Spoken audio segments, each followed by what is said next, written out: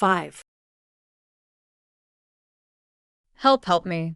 A girl with hot pants and a cute bun hairstyle stumbled out from behind some shrubs, her face muscles contorted as if choking, her hands clawing desperately at her clothes.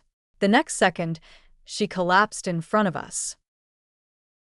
Behind her, a man fell without even having a chance to cry out. They tried to hide and avoid the Ferris wheel, a bespectacled thin man said. Seems like you can't hide. There's some kind of punishment system. A day ago, no one could have imagined people maintaining composure as human lives fell before them.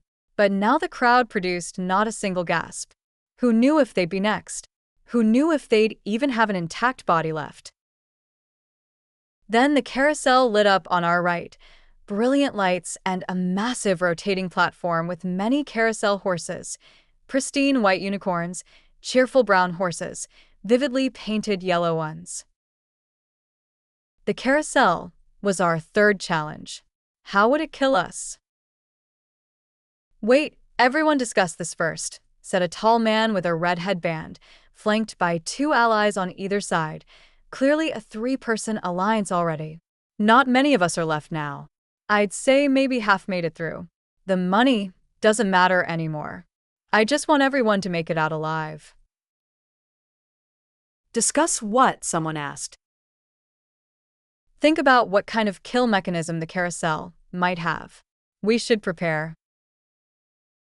The carousel is said to be a symbol of love, always accompanied by cheerful music, with no wings but still able to carry you flying everywhere.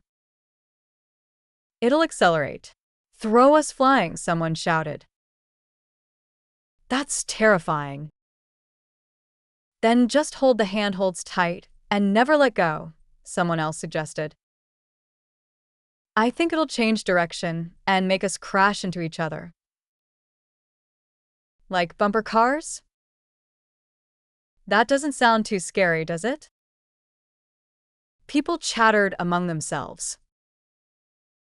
I turned to look at Yui.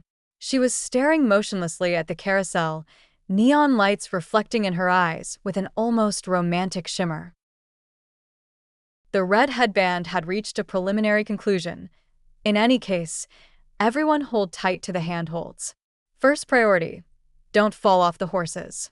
Everything else we'll deal with as it comes. All we need to do is survive 10 minutes. We approached the carousel. The music started. The hunt began. It didn't accelerate as people expected. The horses continued at their steady pace, but fog began spraying from the base of the rotating platform. The fog grew thicker, obscuring the moonlight, obscuring the other people around us. Visibility dropped below 15 meters. Yui was on the horse directly in front of mine. I kept my eyes locked on the outline of her dress, not daring to look away for a moment. Suddenly, I felt my horse sink. The carousel horse disconnected from the rotating platform's rod and fell to the ground. It was happening. Free from the rod's constraint, the carousel horse came alive and began running on its own. I'd ridden horses at a tourist resort once. The experience was, to be blunt, ball-breaking in terms of being jostled. That was with a proper saddle. A bare wooden horse was even worse. Every time it jumped, I felt like I'd throw up the stomach acid. Without a saddle to secure my feet, I nearly fell off multiple times. But I absolutely couldn't fall. The ground was now completely engulfed in fog, visibility gone. Anything could appear in that fog, and I wouldn't find it strange. I gripped the handles on either side of the horse's head, feeling like my nails would pierce the wood. Then I saw two red lights in the fog, getting closer, bright as a flashlight. Yui, watch out! I yelled in her direction, then threw myself flat against my horse's back.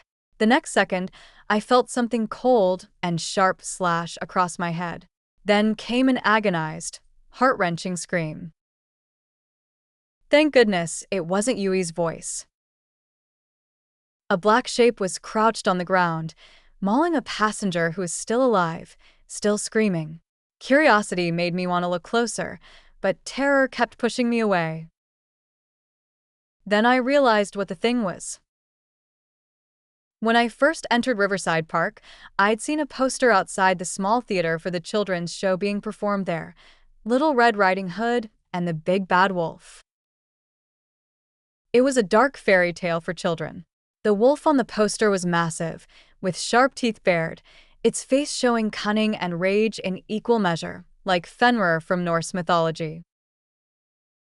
The wolf had come,